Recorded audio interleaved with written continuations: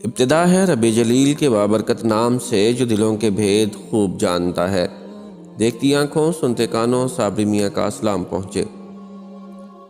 ناظرین محترم، بنی اسرائیل میں برسیسا نامی ایک راہب تھا۔ اس وقت بنی اسرائیل میں اس جیسا کوئی عبادت گزار نہیں تھا۔ اس نے ایک عبادت خانہ بنایا ہوا تھا، وہ اسی میں عبادت و ریاضت میں مست رہتا۔ اسے لوگوں سے کوئی غرض نہیں تھی، نہ تو وہ کسی کو ملتا اور نہ ہی کسی کے پاس آتا جاتا تھا۔ شیطان نے اسے گمراہ کرنے کا ارادہ کر لیا۔ برسیسا اپنے کمرے سے باہر نکلتا ہی نہیں تھا۔ وہ ایسا عبادت گزار تھا کہ اپنا وقت ہرگز ضائع نہیں کرتا تھا۔ شیطان نے دیکھا کہ جب دن میں کچھ وقت تھکتے ہیں تو ہی کبھی کبھی اپنی کھڑکی سے باہر جھانک کر دیکھ لیتے ہیں۔ ادھر کوئی آبادی بھی نہیں تھی، اس کا اکیلا سوما تھا، اس کے ارد گرد کھیت اور باغ تھے۔ جب اس نے دیکھا کہ وہ دن میں 1 یا 2 مرتبہ کھڑکی سے دیکھتے ہیں تو اس مردود نے انسانی شکل میں آ کر کھڑکی کے سامنے نماز کی نیت باندھ لی۔ اس نے نماز کیا پڑھنی تھی، فقط شکل بنا کر کھڑا تھا۔ اب دیکھو کہ جس کی جو لائن ہوتی ہے اس کو گمراہ کرنے کے لیے اس کے مطابق دلکش بہروپ بناتا ہے۔ چنانچہ جب اس نے کھڑکی میں سے باہر جھانکا تو ایک آدمی کو قیام کی حالت میں دیکھا۔ وہ بڑا حیران ہوا۔ جب دن کے دوسرے حصے میں اس نے دوبارہ ارادتاً باہر دیکھا تو وہ رکوع میں تھا۔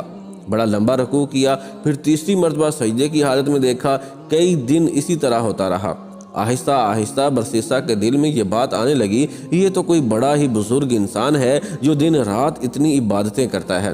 وہ کئی مہینوں تک اسی طرح شکل بنا کر قیام، رکوع اور سجدے کرتا رہا، یہاں تک کہ برسیسا کے دل میں یہ بات آنے لگی کہ میں اس سے پوچھوں تو صحیح کہ تو کون ہے۔ جب برسیسا کے دل میں یہ بات آنے لگی تو شیطان نے کھڑکی کے قریب مصلی بچھانا شروع کر دیا۔ جب وہ مصلی کھڑکی کے قریب آ گیا اور برسیسا نے باہر جھانکا تو اس نے شیطان سے پوچھا، تم کون ہو؟ وہ کہنے لگا، آپ کو مجھ سے کیا غرض ہے؟ میں اپنے کام میں لگا ہوا ہوں، مجھے تنگ نہ کرے۔ وہ سوچنے لگا کہ عجیب بات ہے کہ کسی کی کوئی بات سننا گوارا ہی نہیں کرتا۔ دوسرے دن برسیسا نے پھر پوچھا کہ آپ اپنا تعارف تو کروائیں۔ وہ کہنے لگا، مجھے اپنا کام کرنے دو۔ اللہ کی شان کہ ایک دن بارش ہونے لگی، وہ بارش میں بھی نماز کی شکل بنا کر کھڑا ہو گیا۔ برسیسا کے دل میں بات آئی کہ جب یہ اتنا عبادت گزار ہے کہ اس نے بارش کی بھی کوئی پرواہ نہیں کی، کیوں نہ میں اچھے اخلاق کا مظاہرہ کروں اور اس سے کہوں کہ میاں اندر آ جاؤ۔ چنانچہ اس نے شیطان کو پیشکش کی کہ باہر بارش ہو رہی ہے، تم اندر آ جاؤ۔ وہ جواب میں کہنے لگا، ٹھیک ہے، مومن کو مومن کی دعوت قبول کر لینی چاہیے، لہٰذا میں آپ کی دعوت قبول کر لیتا ہوں۔ وہ چاہتا ہی یہی تھا۔ چنانچہ اس نے کمرے میں آ کر نماز کی نیت باندھ لی۔ وہ کئی مہینوں تک اس کے کمرے میں عبادت کی شکل بناتا رہا۔ وہ دراصل عبادت نہیں کر رہا تھا، فقط نماز کی شکل بنا رہا تھا، لیکن دوسرا یہی سمجھ رہا تھا کہ وہ نماز پڑھ رہا ہے۔ اس کو نماز سے کیا غرض تھی؟ وہ تو اپنے مشن پر تھا۔ جب کئی مہینے گزر گئے تو برسیسا نے اسے واقعی بہت بڑا بزرگ سمجھنا شروع کر دیا اور اس کے دل میں اس کی عقیدت پیدا ہونا شروع ہو گئی۔ اتنے عرصے کے بعد شیطان برسیسا سے کہنے لگا، اب میرا سال پورا ہو چکا ہے، لہٰذا میں اب یہاں سے جاتا ہوں، میرا مقام کہیں اور ہے۔ روانہ ہوتے وقت ویسے ہی دل نرم ہو چکا تھا، لہٰذا وہ برسیسا سے کہنے لگا، اچھا میں آپ کو جاتے جاتے ایک ایسا تحفہ دے جاتا ہوں جو مجھے اپنے بڑوں سے ملا تھا۔ وہ تحفہ یہ ہے کہ اگر تمہارے پاس کوئی بھی بیمار آئے تو اس پر یہ پڑھ کر دم کر دیا کرنا، وہ ٹھیک ہو جایا کرے گا۔ تم بھی کیا یاد کرو گے کہ کوئی ایسا آیا تھا اور تحفہ دے گیا تھا؟ برسیسا نے کہا، مجھے اس کی کوئی ضرورت نہیں ہے۔ وہ کہنے لگا کہ ہمیں یہ نعمت طویل مدت کی محنت کے بعد ملی ہے، میں وہ نعمت تمہیں تحفے میں دے رہا ہوں اور تم انکار کر رہے ہو، تم تو بڑے نالائق انسان ہو۔ یہ سن کر برسیسا کہنے لگا، اچھا جی، مجھے بھی سکھا ہی دیں۔ چنانچہ شیطان نے اسے ایک دم سکھا دیا اور وہ یہ کہتے ہوئے رخصت ہو گیا کہ اچھا پھر کبھی ملیں گے۔ وہ وہاں سے سیدھا بادشاہ کے گھر گیا۔ بادشاہ کے 3 بیٹے اور 1 بیٹی تھی۔ شیطان نے جا کر اس بیٹی پر اثر ڈالا اور وہ مجنونہ سی بن گئی۔ وہ خوبصورت اور پڑھی لکھی لڑکی تھی، لیکن شیطان کے اثر سے اسے دورے پڑنا شروع ہو گئے۔ بادشاہ نے اس کے علاج کے لیے حکیم اور ڈاکٹر بلوا لیے۔ کئی دنوں تک وہ اس کا علاج کرتے رہے، لیکن کوئی فائدہ نہ ہوا۔ جب کئی دنوں کے علاج کے بعد کچھ افاقہ نہ ہوا تو شیطان نے بادشاہ کے دل میں یہ بات ڈالی کہ بڑے حکیموں اور ڈاکٹروں سے علاج کروا لیا ہے، اب کسی دم والے سے ہی دم کروا کر دیکھ لو۔ خیال آتے ہی اس نے پوچھا کہ ہاں، کسی دم والے کو تلاش کرنا چاہیے۔ چنانچہ اس نے اپنی سرکاری ہرکارے بھیجے تاکہ وہ پتہ کر کے آئیں کہ اس وقت سب سے زیادہ نیک بندہ کون ہے۔ سب نے کہا کہ اس وقت سب سے زیادہ نیک آدمی تو برسیسا ہے اور وہ تو کسی سے ملتا ہی نہیں ہے۔ بادشاہ نے کہا کہ اگر وہ کسی سے نہیں ملتا تو ان کے پاس جا کر میری طرف سے درخواست کرو کہ ہم آپ کے پاس آ جاتے ہیں۔ کچھ آدمی بسیسا کے پاس گئے، اس نے انہیں دیکھ کر کہا کہ آپ مجھے تنگ کرنے کیوں آئے ہیں؟ انہوں نے کہا کہ بادشاہ کی بیٹی بیمار ہے، حکیموں اور ڈاکٹروں سے بڑا علاج کروایا ہے لیکن کوئی فائدہ نہیں ہوا۔ بادشاہ چاہتے ہیں کہ آپ بے شک یہاں نہ آئیں تاکہ آپ کی عبادت میں خلل نہ آئے۔ ہم آپ کے پاس بچی کو لے کر آ جاتے ہیں، آپ یہیں اس بچی کو دم کر دینا، ہمیں امید ہے کہ آپ کے دم کرنے سے وہ ٹھیک ہو جائے گی۔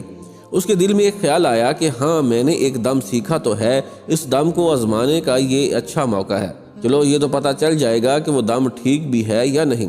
چنانچہ اس نے ان لوگوں کو بادشاہ کی بیٹی کو لانے کی اجازت دے دی۔ بادشاہ اپنی بیٹی کو لے کر برسیسا کے پاس آ گیا، اس نے جیسے ہی دم کیا وہ فوراً ٹھیک ہو گئی۔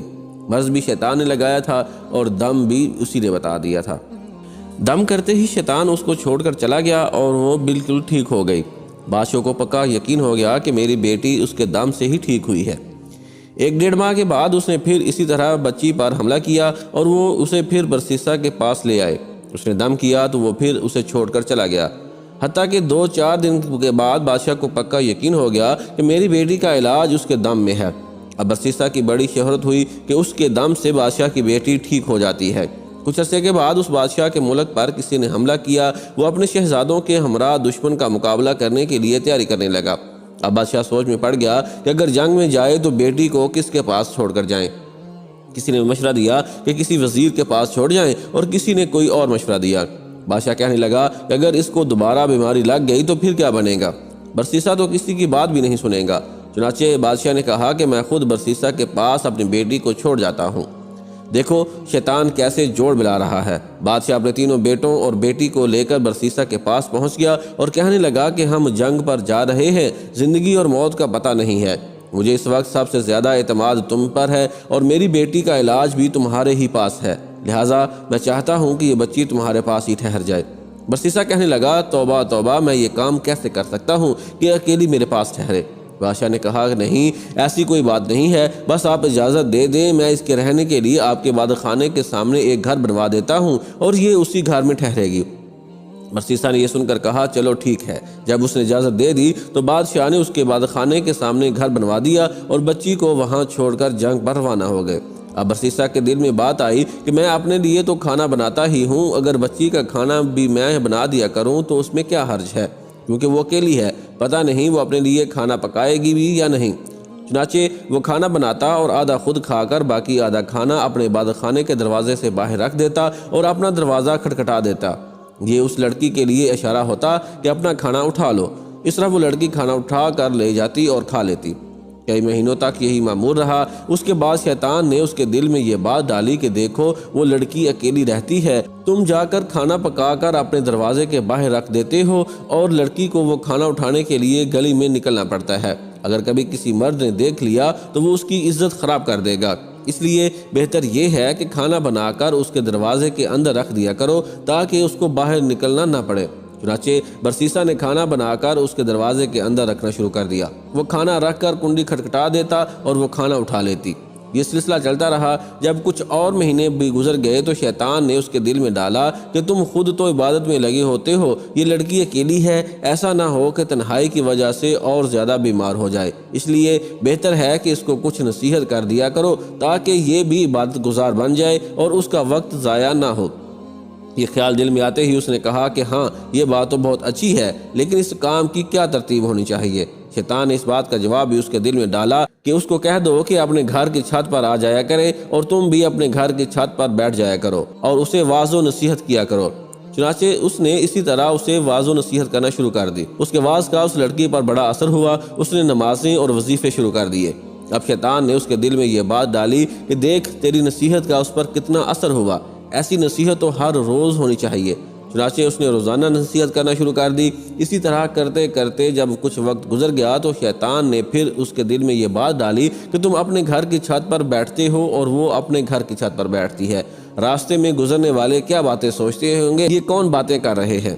اس طرح تو بہت ہی غلط تاثر پیدا ہو جائے گا، اس لیے بہتر ہے کہ چھت پر بیٹھ کر اونچی آواز سے بات کرنے کی بجائے تم دروازے سے باہر کھڑے ہو کر تقریر کرو اور وہ دروازے کے اندر کھڑی ہو کر سن لے، پردہ تو ہوگا ہی صحیح۔ چنانچہ اب اسی ترتیب سے واعظ و نصیحت شروع ہو گئے۔ کچھ عرصے تک کسی طرح معمور رہا۔ اس کے بعد شیطان نے پھر برسیسا کے دل میں خیال ڈالا کہ تم باہر کھڑے رہ کر تقریر کرتے ہو، دیکھنے والے کیا کہیں گے کہ پاگلوں کی طرح ایسے ہی باتیں کر رہا ہے، اس لیے اگر تقریر کرنی ہے تو چلو کواڑ کے اندر کھڑے ہو کر لیا کرو، وہ دور کھڑی ہو کر سن لیا کرے گی۔ چنانچہ اب اس نے دروازے کے اندر کھڑے ہو کر تقریر کرنا شروع کر دیا۔ جب اس نے اندر کھڑے ہو کر تقریر کرنا شروع کر دی تو لڑکی نے اسے بتایا کتنی نمازیں پڑھتی ہوں اور اتنی عبادت کرتی ہوں۔ یہ سن کر اسے بڑی خوشی ہوئی کہ میری نصیحتوں کا اس پر بڑا اثر ہو رہا ہے، اب میں اکیلا ہی عبادت نہیں کر رہا ہوتا بلکہ یہ بھی عبادت کر رہی ہوتی ہے۔ کئی دن تک یہی سلسلہ چلتا رہا۔ بالآخر شیطان نے لڑکی کے دل میں برسیسا کی محبت ڈالی اور برسیسا کے دل میں لڑکی کی محبت ڈالی۔ چنانچہ لڑکی نے کہا کہ آپ جو کھڑے کھڑے بیان کرتے ہیں میں آپ کے لیے چارپائی ڈال دیا کروں گی، آپ چارپائی پر بیٹھ کر بیان کر دیا کرنا اور میں دور بیٹھ کر سن لیا کروں گی۔ اس نے کہا بہت اچھا۔ لڑکی نے دروازے کے قریب چارپائی ڈال دی، برسیسا اس پر بیٹھ کر نصیحت کرتا اور لڑکی دور بیٹھ کر باتیں سنتی رہتی۔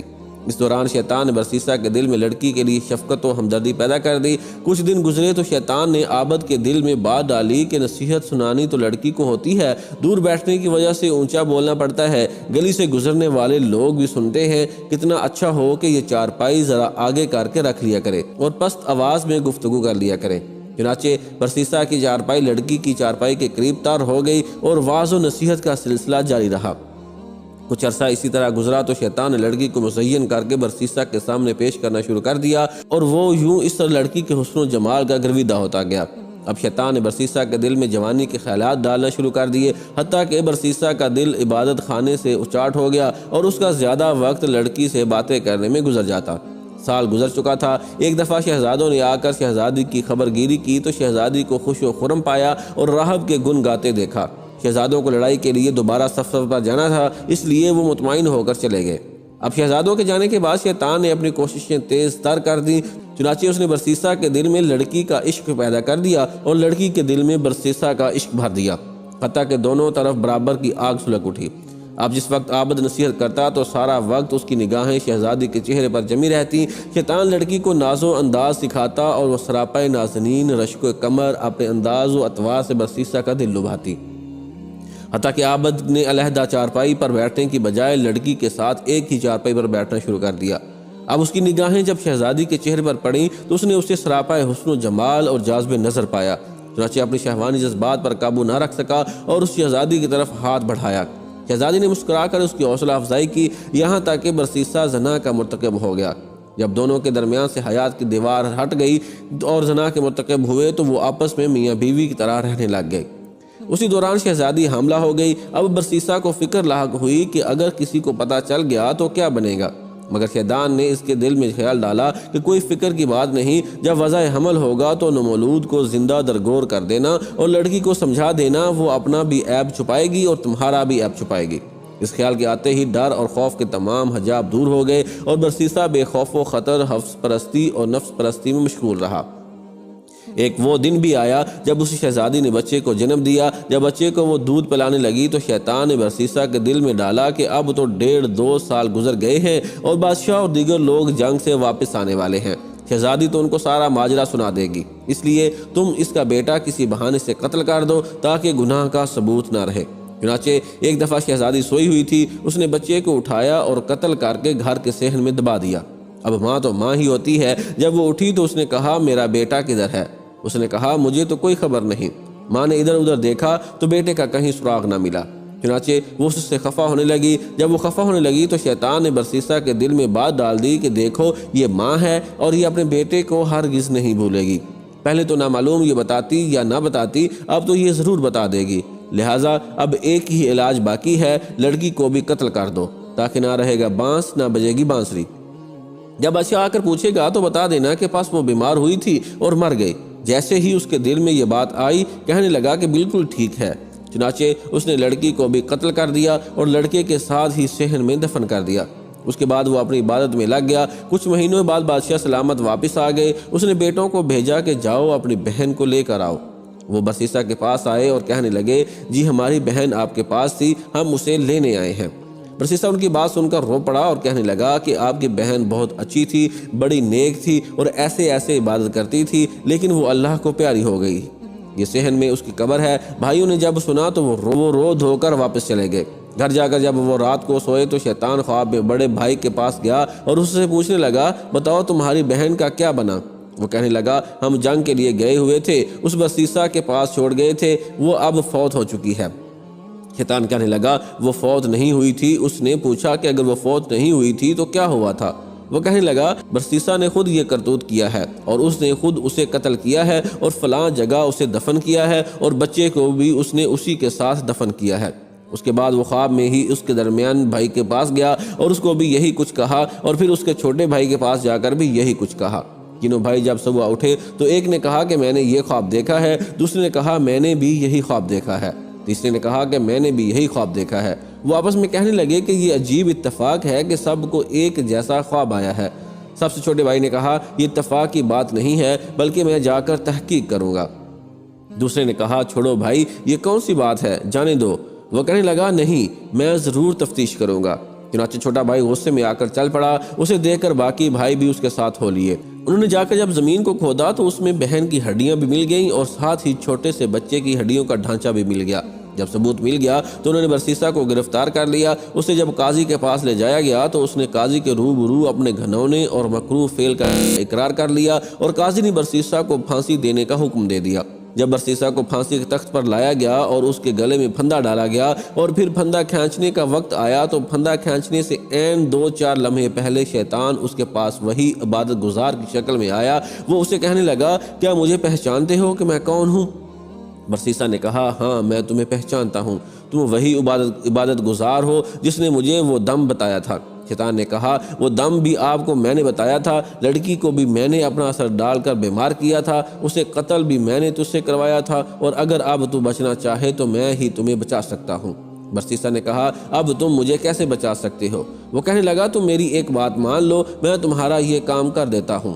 اس نے پوچھا کہ میں آپ کی کون سی بات مانوں؟ شیطان نے کہا کہ بس یہ کہہ دو کہ خدا نہیں ہے۔ برسیسا کے تو حواس باختہ ہو چکے تھے۔ اس نے سوچا کہ چلو میں ایک دفعہ یہ کہہ دیتا ہوں، پھر پھانسی سے بچنے کے بعد دوبارہ اقرار کر لوں گا۔ چنانچہ اس نے کہہ دیا، خدا موجود نہیں ہے۔ عین اس لمحے کھینچنے والے نے کھینچ دیا، یوں اس عبادت گزار کی کفر پر موت آ گئی۔ اللہ تعالیٰ سے دعا ہے کہ وہ ہمارا خاتمہ بالخیر کرے، آمین ثم آمین یا رب العالمین۔